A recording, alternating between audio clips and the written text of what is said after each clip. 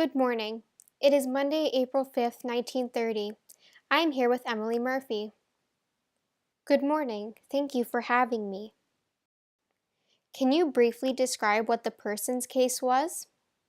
The Persons case was a constitutional ruling that allowed women to be appointed to the Senate. What role did you play in the Persons case? I played a very prominent role in the Persons case. It began with me becoming Canada's first woman magistrate or judge. Many male lawyers began complaining and refused to consider my opinions. They believed I was not a qualified person. However, the Alberta courts believed I was.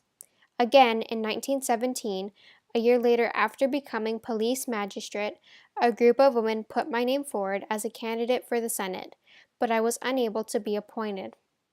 I was a major figure in this case, as it was me who brought the issue forward to the Supreme Court. How long was the process of the Persons case? The Persons case was a very long process. This legal action took 12 years to resolve. The issue was first brought to Prime Minister Robert Borden. He refused to consider my position to be appointed to the Senate. Then the case was taken to the Supreme Court. Still, they failed to recognize me as a person. The only way for this decision to be changed was for it to be overturned by the Privy Council in Britain, which is where I then brought about the issue. Who assisted you during your case? I found a provision in the Supreme Court of Canada Act that said 5 people are required to sign a petition that would then make it eligible to go to the Supreme Court. I then rallied together 4 magnificent women activists, Nellie McClung, Louise McKinney, Henrietta Edwards, and Irene Parlby. They assisted me throughout the case. What questions were posed to the Supreme Court in the petition?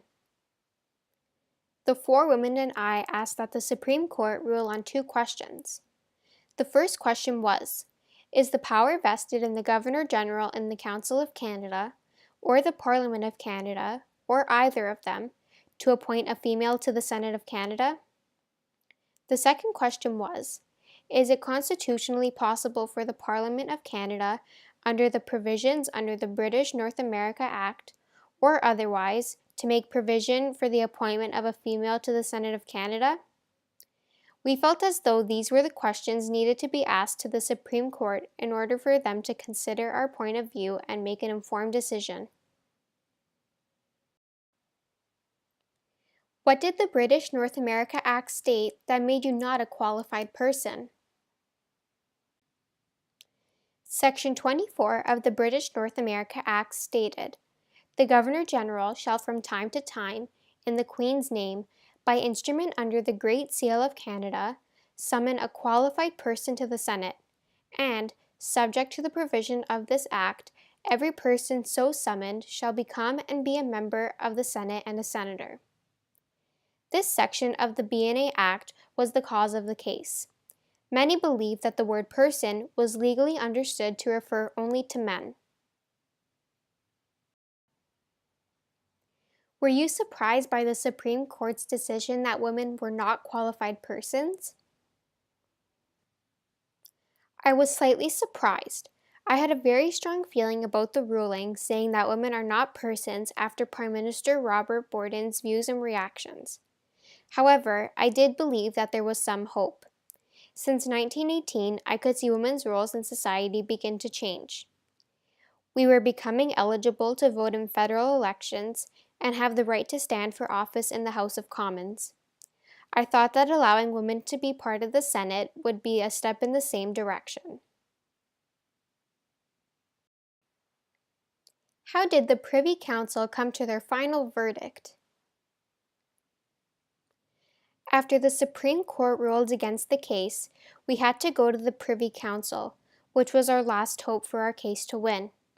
After much deliberation, on October 18, 1929, the Privy Council overturned the Supreme Court's decision. They made a note that if the Parliament wanted to exclude women, they should have made it more clear. Also, the councillors of the Privy Council stated that Those who would ask why the word person should include females, the obvious answer is, why should it not? I am very happy that they recognize women as persons. In February, Karine Wilson was just sworn in as the first female senator. What does this mean for women now and for years to come? I am pleased to see that a woman has finally been appointed as senator. I believe Miss Wilson will do an outstanding job.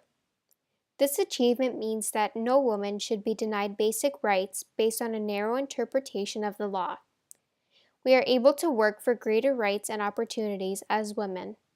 We can continue to strive to make a change in women's lives. Those are all the questions I have today about the persons case. Thank you, Emily Murphy, for coming and speaking with me. I would like to thank you again for having me. It was an honor to be here.